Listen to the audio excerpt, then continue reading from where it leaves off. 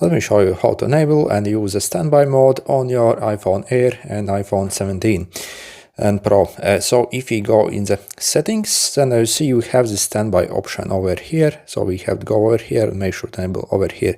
Also make sure to go over here also and choose when you actually want the standby mode to turn off, because automatically, it will actually turn off after certain time. So if you want to stay pretty much forever, so you would click this over here. And then to basically engage it, we actually have to plug in our phone in a charger. So simply plug it in, and also we have to position obviously our phone in around this angle, and also we have to make it go to sleep. And then after some time it should actually turn on. Sometimes it actually takes like quite a lot of time to turn on, sometimes up to like half a minute even. So you see, it finally actually turned on, maybe after like 10 seconds. Then you see you can actually change the view of it. So this is by default one.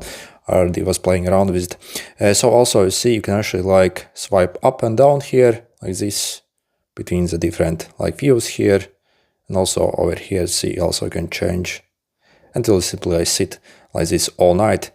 So again, if you like choose the option, so it actually never turns off, it will stay like this basically as long as sitting and charging.